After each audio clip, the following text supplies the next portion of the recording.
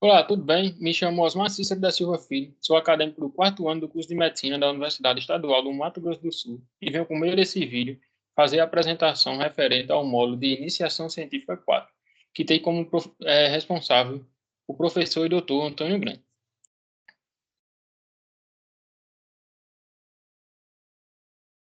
O vídeo é referente à grade curricular de IFC4 do curso de Medicina da UEMS. O objetivo do vídeo é esclarecer assuntos de saúde pública com base em evidência científica.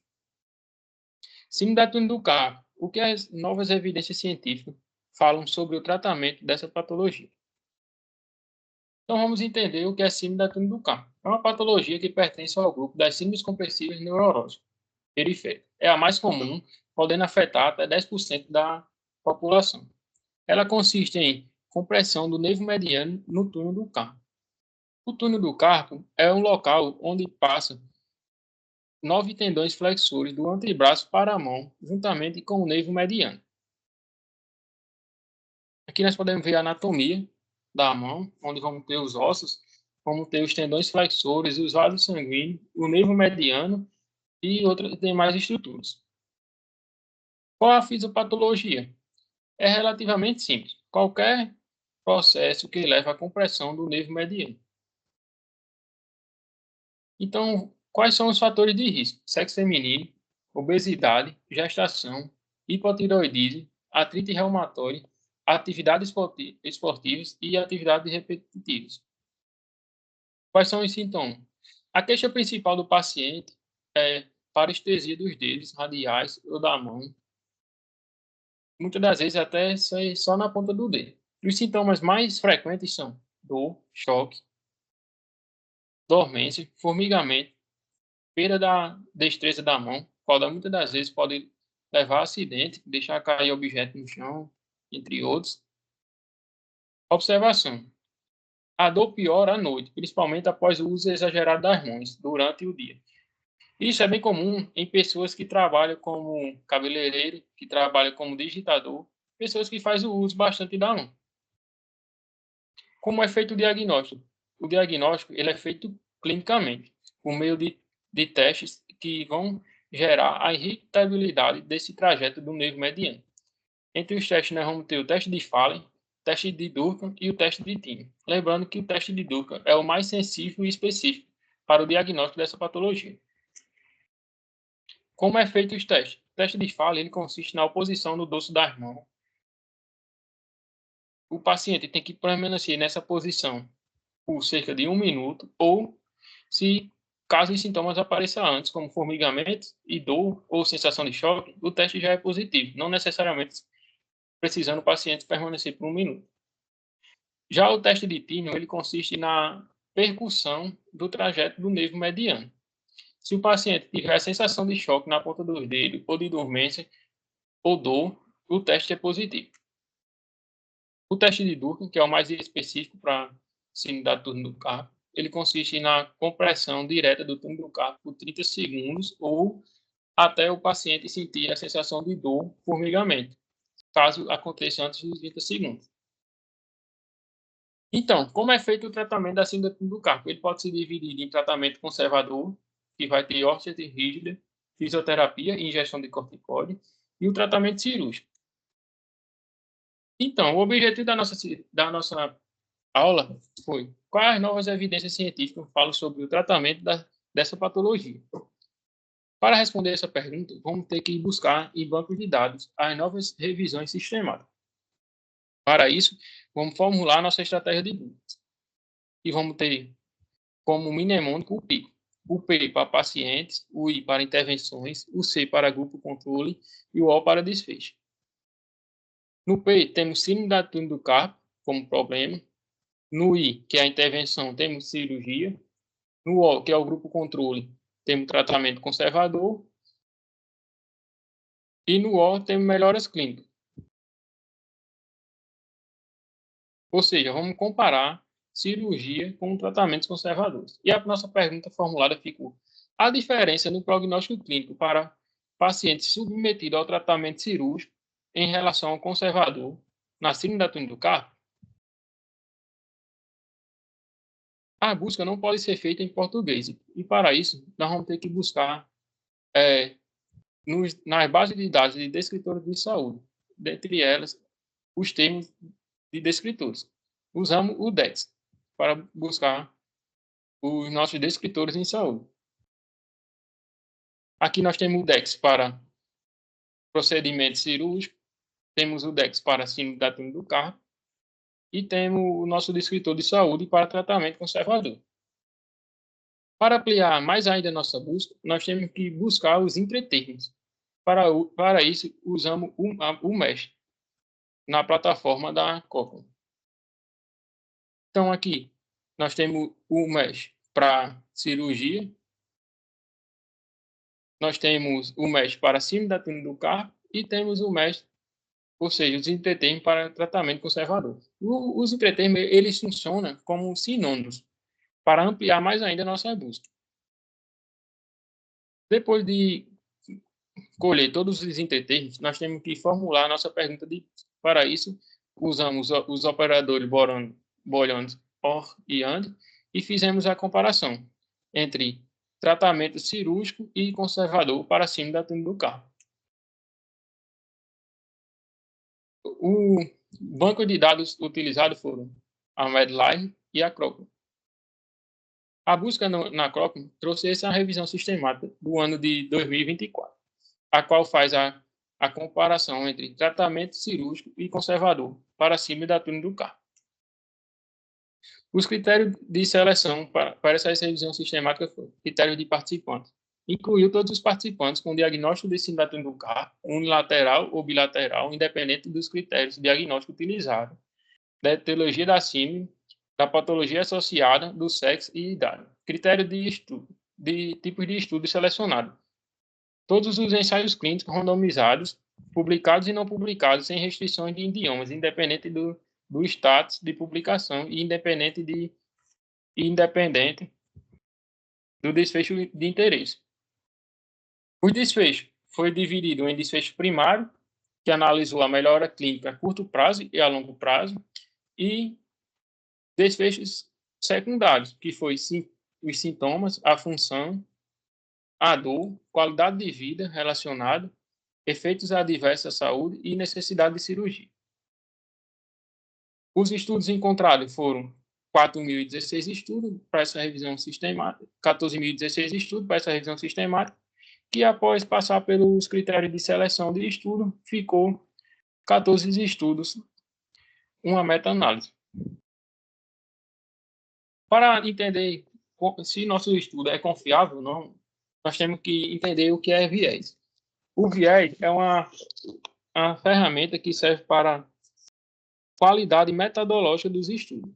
Se o pesquisador respeitou todos os passos, se respeitou o viés decorrente do processo de randomização, o viés devido ao desvio de intervenções, o viés de medições de resultados, o viés geral, entre outros. Caso o pesquisador não tenha respeitado esses passos, nosso estudo pode ser tendencioso e não muito confiável. Agora, podemos ver a análise do resultado dos estudos. Aqui pegamos o desfecho melhoria clínica e comparamos cirurgias com injeção de corticoides, cirurgia com tala e cirurgias versus terapia manual. Tanto o desfecho a curto prazo, que seriam menores de 3 meses, como o desfecho a longo prazo. Quando vamos analisar cirurgia versus injeção de corticoides, a cirurgia, a injeção de corticoides foi mais favorável do que a cirurgia, que nós podemos analisar nessa tabela superior à esquerda. Como eu sei disso? Porque nesse gráfico, Stereo Foxplot, ele tem uma linha vertical, que se o estudo tocar nele, quer dizer que é nulo, ou seja, significância da hipótese é nula, não é favorável nem para o grupo tratado e nem para o grupo intervenção. E do lado esquerdo nós vamos ter corticoide, injeção de corticoide, e do lado direito vamos ter cirurgia. Quanto maior a linha cada linha vertical, significa a quantidade de estudo. E quanto maior essa linha vertical, significa a incerteza e a imprecisão desse estudo. Nós vamos ter também esse losango, que é essa figura que muitas das vezes é chamada de diamante. Se esse losango toca a linha, significa que a hipótese é nula, se ele toca a linha vertical. Caso não toque, para o lado que ele tiver, ele vai favorecer, ele está favorecendo. Como vimos, aqui ele está favorecendo o corticoide em relação à cirurgia. Mas nosso estudo, ele tem um alto risco de viés, como podemos ver nessas bolinhas coloridas ao lado. O alto risco de viés é representado pela bola vermelha, o o moderado risco de viés é representado pela bola amarela e o baixo risco de viés é representado pela bolinha verde. E essa bolinha amarela que tem um ponto de interrogação tem um significado de incerteza. Quando comparamos cirurgia versus injeção de corticoides, melhoras clínicas no acompanhamento a longo prazo, ou seja, mais de 3 meses, a hipótese é nula. Não há diferença entre cirurgia e injeção de corticoide nesses estudos analisados, tendo em vista que o losango toca a linha vertical. Já como comparamos cirurgias versus tala, na melhora clínica há menos de 3 meses, ou seja, menos de 3 meses, a hipótese é nula, não favorece nem a cirurgia e nem favorece o uso de tala. Mas como comparamos cirurgia versus talas no resultado clínico, no acompanhamento ao longo prazo, favorece a cirurgia.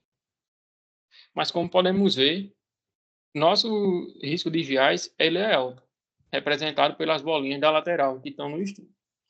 Quando comparamos cirurgia versus terapia manual, sintomas no acompanhamento de curto prazo, não favorece nem a cirurgia e nem a terapia manual. Mas quando comparamos cirurgia e terapia manual ao longo prazo, favorece. Mas mesmo assim, nosso risco de viés continua alto. Aqui nós temos o grade do nosso estudo. O grade ela é uma ferramenta utilizada na área de saúde para classificar a qualidade da evidência e a força de recomendação.